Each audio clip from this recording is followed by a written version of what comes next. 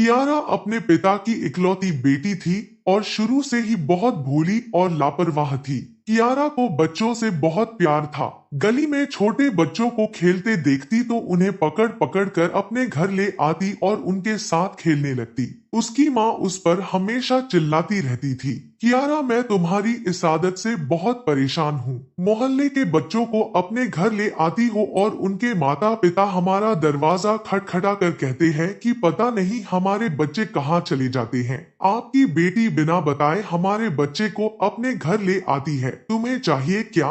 कियारा ने बड़ी मासूमियत से कहा, माँ मुझे बच्चा चाहिए। उसकी माँ की आंखें हैरानी से फैल गई। वो कहने लगी, क्या तुम पागल हो गई हो? कियारा बोली, ये जो रत्ना मौसी है न वो भी आपकी ही उम्र की है और अभी 4 साल पहले भगवान से बच्चा लेकर आई है। माँ तुम भी अस्पताल चलो, मुझे भी एक छोटा सा बच्चा ला दो। उसकी माँ ने उसे गुस्से से देखा और कहा, है भगवान मैं तो तुमसे परेशान हो गई हूँ, क्या तुम्हारा दिमाग खराब हो गया है? अरे ऐसे अस्पताल जाकर बच्चे नहीं मिलते। कियारा ने अपना सिर खुजलाते हुए सोचा, माँ ऐसे ही तो मिलते हैं। मैंने रत्ना मौसी से पूछा था, उन्होंने कहा था कि अस्पताल जाओ तुम्हें बच्चा मिल जाएगा। माँ प्लीज अस्पताल चलो, मुझे बच्चा लाकर दो ना, कसम से माँ मैं खुद ही संभाल लूंगी और फिर मोहल्ले के बच्चों को भी अपने घर नहीं लाऊंगी। कियारा ने कहा। कियारा की माँ ने उसे गुस्से से देखा, ऐसा करती हूँ तेरी शादी करवा देती हूँ, फिर ले आना, भगवान से जितने बच्चे लेने होंगे। अरे मेरी क्या उम्र है बच्चा पैदा करने की? कियारा पढ़ाई में बहुत कमजोर थी और अपनी क्लास में भी मुश्किल से ही पास होती थी, इसलिए आगे उसने आर्ट चुना, साइंस नहीं। उसने बड़ी मुश्किल से 16 साल की उम्र में मैट्रिक पास किया और उसके बाद पढ़ाई छोड़ दी। उसके कमरे में बहुत सारे खिलौने थे, टेडी बियर गुड़िया। उसके पिता दुबई में काम करते थे और जब भी वहां से वापस आते तो उसके लिए ढेर सारे खिलौने लाते थे। लेकिन कियारा को बस बच्चे ही बहुत अच्छे लगते थे। वो अपने खिलौने भी मोहल्ले के छोटे छोटे बच्चों को दे देती थी। मोहल्ले में किसी के घर भी बच्चा पैदा होता तो वो भागी भागी जाती थी। वो उस छोटे मासूम बच्चे को पकड़कर उसे बहुत गौर से देखती रहती, उसके छोटे छोटे हाथों को देखती रहती थी। इन्हीं दिनों राज के ससुराल वालों ने कहा कि वे शादी के लिए और इंतजार नहीं कर सकेंगे। शादी सिर्फ राज की ही होनी थी। लेकिन जब शौर्य के पिता को पता चला कि कियारा के पिता दुबई से आए हैं तो वो उनसे मिलने के लिए अक्सर उनके घर जाते थे। जब भी वो दुबई से वापस आते थे तो उनकी मुलाकात होती थी। इस बार उन्होंने कियारा के पिता को कुछ परेशान देखा तो उन्होंने उनसे पूछा। कियारा के पिता ने कहा, बस अब बूढ़ा हो गया हूँ, अकेले कोई काम नहीं होता, अक्सर थक कर आता हूँ तो खाना भी खुद बनाना पड़ता है। सोच रहा हूँ कि पत्नी को साथ ले जाओ, लेकिन मेरी बेटी की प्रॉब्लम है। मैं जिस कंपनी में मैं काम करता हूँ वहाँ पत्नी को तो लाने की इजाजत है लेकिन बच्चों को नहीं। नहीं तो मैं कियारा को भी ले जाता, बस इसी चिंता में हूँ। यह सुनकर शौर्य के पिता ने कहा, तो तुम ऐसा करो, कियारा की शादी मेरे बेटे शौर्य से कर दो। यह सुनकर कियारा के पिता ने कहा, वो अभी बहुत छोटी है, सिर्फ 16 साल की है और इकलौती भी है, उसमें बचपना बहुत ज्यादा है, मुझे नहीं लगता कि वो शादी की जिम्मेदारियां निभा पाएगी। शौर्य के पिता ने कहा, तुम बेफिक्र रहो, मैं तुम्हारी बेटी को अपने सिर आंखों पर बिठा कर रखूंगा, उसे माँ बाप की कमी महसूस नहीं होगी। मैं शादी इसीलिए करना चाहता हूँ ताकि लोगों के मुंह बंद हो सके, कोई भी तुम्हारी बेटी की तरफ उंगली उठा सके। बाकी शौर्य को मैं समझा दूंगा, वो कियारा को बिल्कुल भी परेशान नहीं करेगा। उस समय शौर्य की उम्र 27 साल थी, उसे भी शादी की ख्वाहिश थी। फिर जब उसके पिता ने उसे कियारा की तस्वीर दिखाई तो वो दिखने में कहीं से भी 16 साल की नहीं लग रही थी। वो किसी शादी में खींची गई तस्वीर थी जिसमें उसके बाल खुले हुए थे। उसने एक अच्छा सूट पहन रखा था और हल्का सा मेकअप भी किया हुआ था। वो अपनी उम्र से 23 साल बड़ी लग रही थी, इसलिए वो सीधे शौर्य के दिल पर लगी थी। उसने कहा, ठीक है, मुझे कोई प्रॉब्लम नहीं है। शौर्य को पता था कि कियारा के माता पिता दुबई जाने वाले हैं, इसीलिए शादी जल्दी होनी थी।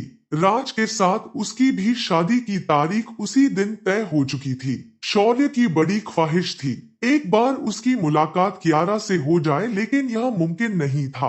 एक बार उसने अपनी माँ से कहा भी कि मुझे लड़की को सामने से देखना है और कुछ बातें करनी है, लेकिन उसकी माँ ने साफ मना कर दिया, नहीं, पहली मुलाकात शादी पर ही कर लेना। बीच में बस एक महीना ही तो है, कितना बुरा लगेगा अगर हम ये कहेंगे कि भाई हमारे बेटे को चैन नहीं आ रहा, अपने मंगेतर से मिलना चाहता है। शौर्य की माँ ने उसे शर्मिंदा किया था, लेकिन वो नहीं जानता था कि उसकी पत्नी इतनी लापरवाह और नासमझ होगी। शादी पर पहले तो वो विदाई के समय बहुत रोई थी, फिर शादी की रात जब शौर्य कमरे में आया तो उसके दिल में भावनाओं का सैलाब उमड़ रहा था, लेकिन उसकी बीवी बेचैनी से कमरे में टहल रही थी। उसे लगा था कि कियारा बिस्तर पर बैठी उसका इंतजार कर रही होगी। जैसे ही शौर्य कमरे में आया, उसे बेचैनी से टहलते देखकर वो थोड़ा हैरान हुआ। कभी वो बिस्तर के नीचे कुछ ढूंढ रही थी तो कभी अलमारी खोलकर कुछ देख रही थी। शौर्य ने दरवाजा बंद किया और उससे पूछा, यह आप क्या ढूंढ रहे हैं? वो कहने लगी, वो मेरा टेडी बेयर। माँ ने कहा था मेरा टेडी बेयर मेरे ससुराल में मेरे कमरे में होगा, लेकिन यहाँ तो कहीं नजर नहीं आ रहा, कहाँ है वो? यह सुनकर शौर्य ने उसे हैरानी से देखा। वो लड़की इतनी बेचैन थी कि अगर उसे उसका टेडी बेयर नहीं मिला तो पता नहीं क्या हो जाएगा। शौर्य ने कहा, आज की रात तुम्हें टेडी का क्या करना है? वो अपना सिर खुजाते हुए कहने लगी, मुझे नींद नहीं आ रही, मैं टेडी के बिना नहीं सोती और मुझे ये कपड़े भी उतारने हैं, ये मुझे बहुत चुभ रहे हैं। शौर्य ने कहा, देखो अभी तो मैंने तुम्हें जी भर कर देखा भी नहीं, तो तुमसे बातें भी नहीं की। वो कहने लगी, कौन सी बातें करनी है? देखो, मुझे नींद आ रही हो तो मुझे कुछ भी अच्छा नहीं लगता।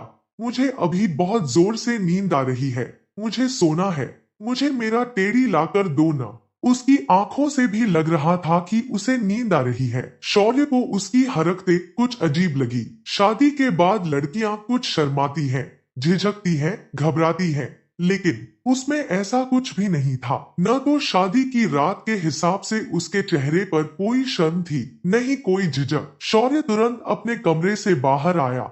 उसके माता पिता अभी हाल में ही बैठे थे। जब वो अपनी माँ से कहने लगा, यह कैसी लड़की है माँ? शौर्य की माँ कहने लगी, क्यों, क्या हो गया?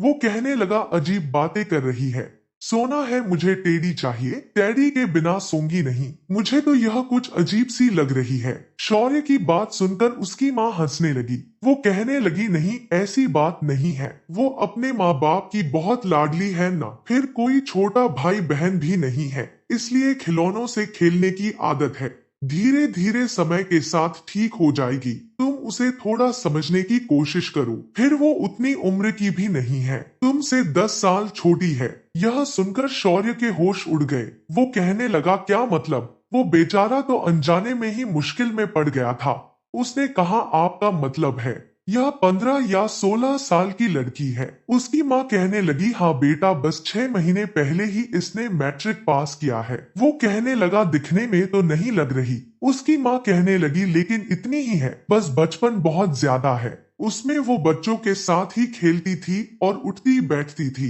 इसलिए उसे थोड़ा समय दो। शौर्य वहीं सोफे पर सिर पकड़कर बैठ गया। उसने आज की रात के बारे में क्या कुछ नहीं सोचा था और लड़की बिल्कुल न समझ थी, हर बात से बेखबर। शौर्य की माँ उसके पास बैठ गई और कहने लगी, बेटा क्यों परेशान हो? वो कहने लगा, माँ आपको मुझे बताना तो चाहिए था, मैं ऐसी लड़की के साथ कैसे गुजारा कर सकता हूँ? आप जानते हैं मुझे समझदार लड़कियां पसंद है और ये लड़की तो बिल्कुल लापरवाह लग रही है। खैर वो वापस कमरे में आया तो क्या अपना दुपट्टा उतारने की कोशिश कर रही थी, लेकिन वो दुपट्टा उसकी चोली से जुड़ा हुआ था। उसके सिर पर कुछ बालों की पिन भी लगी हुई थी। कियारा अपने बालों में लगे पिन को हटाने की कोशिश कर रही थी, लेकिन उसे समझ नहीं आ रहा था कि उसे कैसे हटाया जाए। उसने पहले कभी इतना भारी सूट नहीं पहना था। जब शौर्य ने उसे ऐसा करते देखा तो उसने कहा, रुको, मैं इसे हटा देता हूँ। उसने दरवाजा बंद कर दिया और अंदर से कुंडी लगा दी। फिर वो ड्रेसिंग टेबल के पास आया और कियारा का दुपट्टा हटाने लगा। वो इतनी खूबसूरत लग रही थी कि शौर्य का दिल शैतानी करने को कर रहा था, लेकिन कियारा उसके जज्बातों से पूरी तरह से अनजान थी। शौर्य ने उसका दुपट्टा हटाया और एक तरफ रख दिया। फिर वो उसके गहने उतारने लगा। अब उसके लिए अपने दिल पर काबू पाना मुश्किल हो रहा था। उसके गहने उतारने के बाद उसने कियारा की गर्दन पर अपने होठ रख दिए। कियारा को एक झटका सा लगा और उसने तुरंत शौर्य को सीने पर हाथ रखकर पीछे धकेल दिया। शौर्य इस तरह की हरकत के लिए बिल्कुल भी तैयार नहीं था। वो कियारा को हैरानी से देखने लगा और पूछा, ये क्या बदतमीजी है? कियारा गुस्से से बोली, बेशर्म, तुम्हारी हिम्मत कैसे हुई मेरे साथ ऐसी गंदी हरकत करने की? रुको, मैं अभी तुम्हारी मम्मी से तुम्हारी शिकायत करती हूँ। इससे पहले कि वो कमरे से बाहर जा पाती, शौर्य ने उसका हाथ पकड़ लिया और उसे अपने सामने खड़ा कर दिया। उसने कहा, ये बातें मम्मी को नहीं बताते, यहाँ बैठो, मैं तुम्हें कुछ समझाता हूँ। शौर्य को लगा कि शायद कियारा पति पत्नी के रिश्ते की नाजुकता को नहीं समझती। उसने सोचा कि वो उसे थोड़ा समझाएगा तो वो समझ जाएगी, लेकिन कियारा ने सबसे पहले अपना हाथ शौर्य के हाथ से छुड़ाया और कहा, मुझे नींद आ रही है, मुझे किसी की कोई बात नहीं सुननी, मेरा डैडी लाकर दो अभी। और इसी वक्त शौर्य का मन किया कि वो उस लड़की का सिर पकड़कर अपने सर पर दे मारे। कियारा ने अपनी हरकतों से उसकी पूरी रात बर्बाद कर दी थी। रात के 1 बजे वो गाड़ी निकालकर बाहर गया और एक ऐसी गिफ्ट की दुकान खोजने लगा जो खुली हो। 12 दुकानें जो बंद होने वाली थी, उनमें से एक पर जाकर उसने एक बड़ा सा टेडी बेयर खरीदा और लाकर कियारा को दिया। कियारा अपने टेडी के साथ लिपट कर सो गई और शौर्य उसे देखता रह गया। रिसेप्शन के दिन भी वो उस ड्रेस में बहुत अनकंफर्टेबल थी और शौर्य का मूड बहुत खराब था। एक तो उसकी बीवी बहुत खूबसूरत थी, लेकिन उसे शौर्य के जज्बातों का बिल्कुल भी एहसास नहीं था। आते ही उसने कहा, जल्दी से मेरा दुपट्टा और गहने उतारो, मुझे बहुत घुटन हो रही है। शौर्य बस उसे देखता रह गया। आज तो वो पहले ही गुस्से में था, इसलिए उसने मना कर दिया। उसने कहा, अपने काम खुद करो, तुम्हें मेरे जज्बातों का कौन सा एहसास है? कल की पूरी रात तुम अकेले ही सोई रही, पता नहीं मैंने क्या क्या सोच रखा था। ऐसा भी नहीं होता, कोई लड़की इतनी भी बेवकूफ नहीं होती जितनी तुम हो। उसने गुस्से में यह बात कही। कियारा ने बड़ी मुश्किल से अपना दुपट्टा उतारा और फिर अपने गहने उतारने लगी और उन्हें वैसे ही ड्रेसिंग टेबल पर फेंक दिया। सारा ने कहा, उठाओ इन्हें और ठीक से समेट कर लॉकर के अंदर रखो और लॉक लगाओ। कियारा ने कहा, मैं तुम्हारी शिकायत करूंगी, देख लेना। यह कहते हुए वो रोने लगी।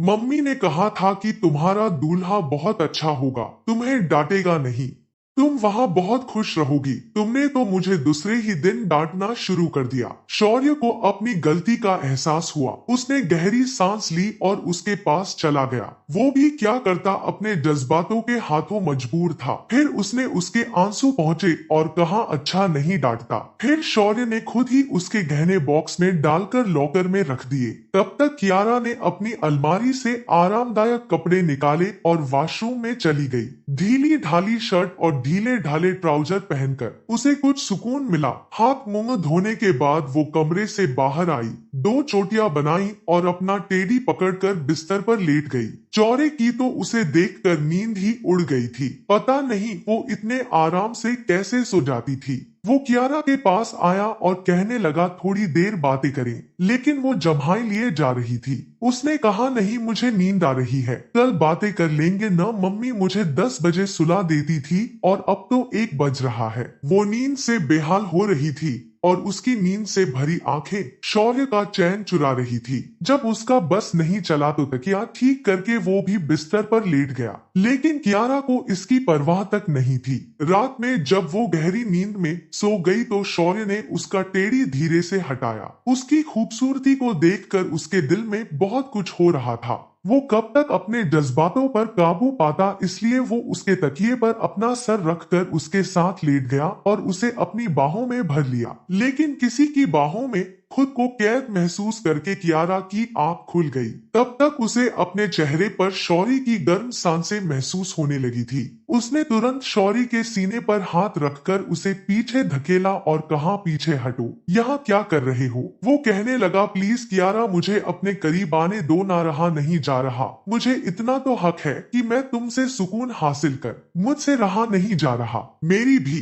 मजबूरी समझो प्लीज, वो रिक्वेस्ट कर रहा था। जैसे ही उसने अपने सुलगते होठ कियारा के नरम मुलायम होठों पर रखे, वो मचल कर रह गई। इससे पहले कि वो प्यार का पहला स्पर्श उसके होठों पर रखता, कियारा बुरी तरह से कांप गई। उसने जल्दी से अपने होठों पर हाथ रख लिए। शौर्य ने एक ठंडी भरी और कहा, हाथ हटाओ, पाती को इतना भी परेशान नहीं करते। कौन हाथ हटाओ? लेकिन वो अपने होठों पर मजबूती से हाथ रखे ना में सर हिलाने लगी। शौर्य ने उसके दोनों हाथ अपने एक हाथ से हटाए। इससे पहले कि वो उसके होठों से खुद को तृप्त करता, कियारा आंखें बंद करके जोर जोर से चिल्लाने लगी, बचाओ बचाओ बचाओ। यह सुनकर शौर्य तुरंत पीछे हट गया। वो कहने लगी, मुझे कोई बचाओ। तभी अचानक दरवाजे पर दस्तक हुई। शौर्य का तो मन किया कि वो इस लड़की के साथ क्या क्या न कर डाले। वो सबको क्या जवाब देगा कि कियारा पागलों की तरह क्यों चिल्ला रही है। वो भी रात के इस वक्त शौर्य की माँ थी।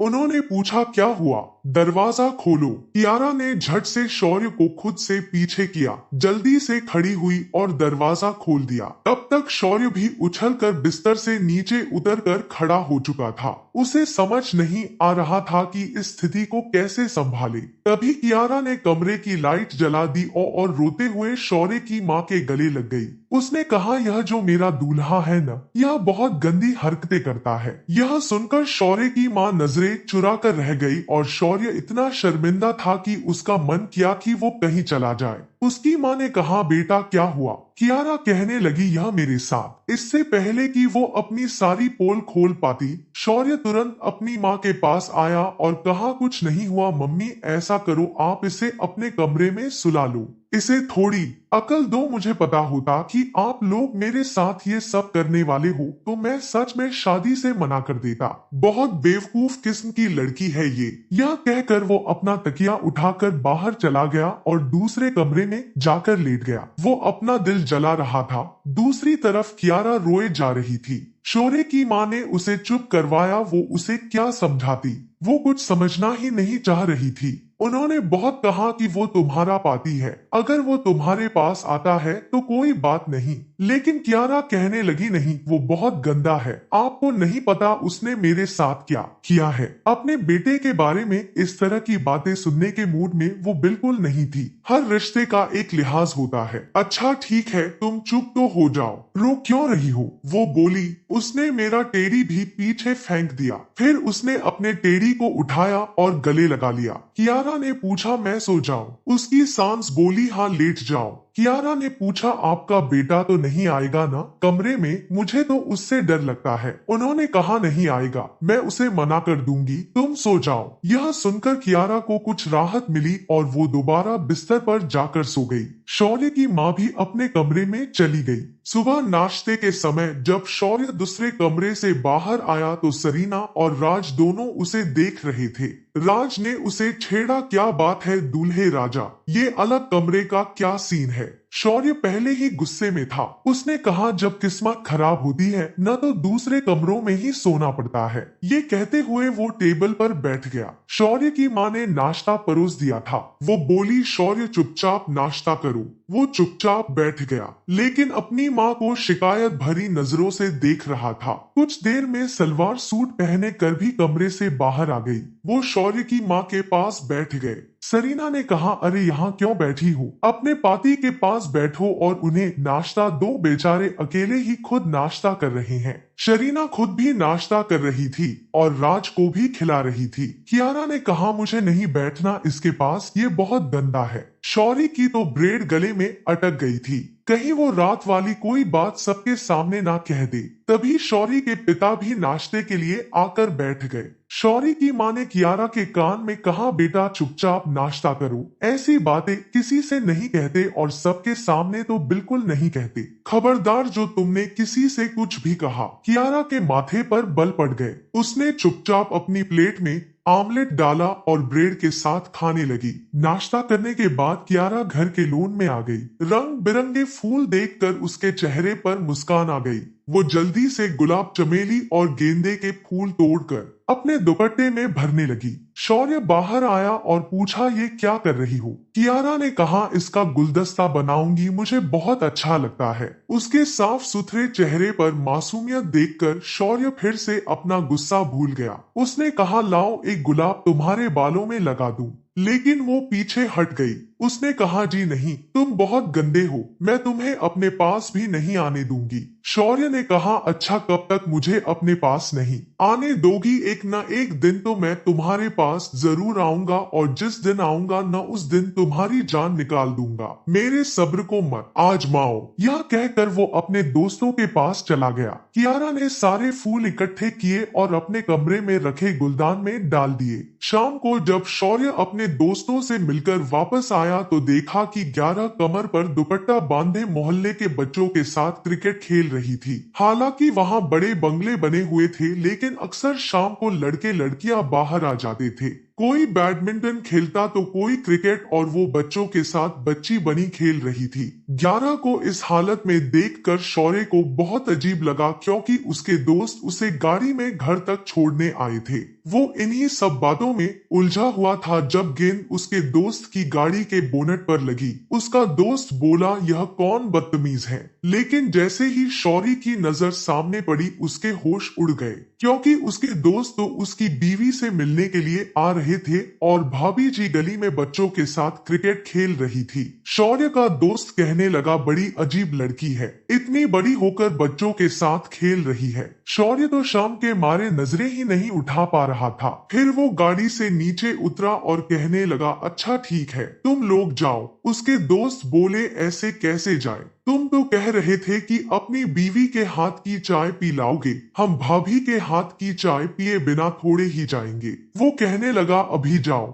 यहाँ से फिर कभी पिला दूंगा, शायद वो मायके गई है। शौर्य ने बहाना बनाया, शादी भी इतनी हड़बड़ी में हुई थी कि वो अपने दोस्तों को ठीक से बुला भी नहीं पाया था, और जिस हाल में उसके दोस्तों ने उसकी बीवी को देखा वो शर्मिंदा होकर रह गया था। इससे पहले कि उसके दोस्त वापस जाते, कियारा ने उसे देख लिया। वो कहने लगी, शौर्य फिर एक बच्चे से बोली, ठहरो अभी, मैं अपने पति को बताती हूँ कि तुम कितने बड़े चीटर हो। मैं आउट भी नहीं हुई और तुमने मुझे आउट कहना शुरू कर दिया। चलो आओ मेरे साथ। वह एक 10 साल के बच्चे का हाथ पकड़े शौर्य के पास गए और कहने लगे, देखो शौर्य इतना चीटर है कि मैं आउट भी नहीं हुई और कहने लगा कि मैं आउट हो गई हूँ। बॉल विकेट पर लगी ही नहीं थी, मैंने खुद देखा था। शौर्य का दोस्त जो जाने के लिए गाड़ी पीछे कर रहा था, उसने झटके से गाड़ी रोकी, फिर गाड़ी से उतरकर शौर्य के पास आ गया। शौर्य की आरा से कहने लगा, तुम अंदर जाओ। वो कहने लगी, ऐसे कैसे अंदर जाओ, मैं पहले अपनी गेम पूरी खेलूंगी। शौर्य ने कहा कि आरा अंदर जाओ। तभी उसका दोस्त उसके पास आ चुका था। उसने पूछा, यह लड़की कौन है? कियारा ने कहा, मैं तो इसकी बीवी हूँ, ये मेरा पति है, आपकी तारीफ। यह सुनकर उसने हैरानी से उसे सर से लेकर पैर तक देखा और कहने लगा, शौर्य यह तुम्हारी बीवी है, तुम तो कह रहे थे बहुत डिसेंट है। यह लड़की तो पहली ही मुलाकात में शौर्य की पोल खोल चुकी थी। शौर्य तो जैसे नजरें ही नहीं उठा पा रहा था। उसने तो कियारा की बहुत तारीफें की थी ताकि उसकी कुछ इज्जत बची रहे, क्योंकि सब दोस्तों में वो सबसे ज्यादा नखरेबाज था। कहता था कि उसे कोई भी आम लड़की पसंद नहीं आती, वो तो एक बहुत ही समझदार सुलझी हुई लड़की से शादी करेगा। लेकिन कियारा तो बिल्कुल उसके उलट थी। उसका दोस्त अपने कंधे उचकाता हुआ वापस चला गया। शौर्य ने उसका हाथ पकड़ा, उसके हाथ से बैट छीनकर जमीन पर फेंका और उसे अपने बंगले के अंदर ले गया। घर वाले बिल्कुल बेखबर थे कि वो बाहर बच्चों के साथ क्रिकेट खेल रही थी। जैसे ही वो अंदर आए लाउंज में, शरीना साफ सुथरे कपड़े पहने, मेकअप किए, अपनी सास के साथ बैठी चाय पी रही थी। राज शायद किसी से मिलने गया था। शरीना को सलीके से बैठे चाय पीता देख शौर्य ने अपनी माँ के पास जाकर कियारा का हाथ छोड़ा और पूछा, ये बाहर क्या कर रही थी? किससे पूछ कर गई थी? मम्मी क्या आपने इसे बाहर जाने की इजाजत दी थी? वो बहुत गुस्से से पूछ रहा था। शौर्य की माँ तो उसका हुलिया देखकर हैरान थी। जगह जगह उसके कपड़ों पर मिट्टी लगी थी, पसीने से चेहरा भीग चुका था और हाथों पर भी मिट्टी लगी हुई थी। शौर्य की माँ ने पूछा, बेटा कहाँ से आ रही हो? जवाब में शौर्य ने कहा, मोहल्ले के बच्चों के साथ क्रिकेट खेल रही थी। उसने आगे कहा, आपको पता है मैं अपने दोस्त के साथ आया था। मुझे कितनी शर्मिंदगी उठानी पड़ी मम्मी, आप सोच भी नहीं सकती हैं। अगर इसकी यही हरकतें रही तो मैं इसके साथ जिंदगी नहीं गुजार पाऊंगा। इतना कहकर वो कमरे में चला गया।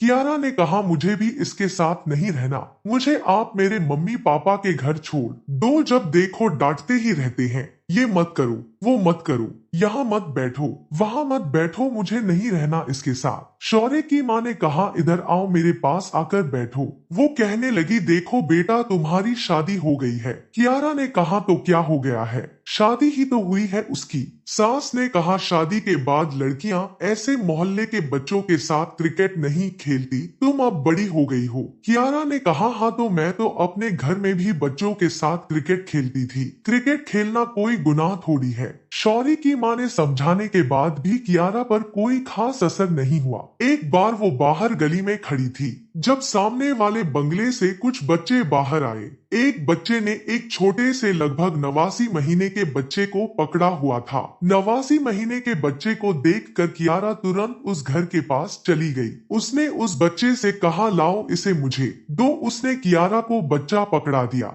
यह वही लड़का था जिसके साथ कियारा क्रिकेट खेलती थी।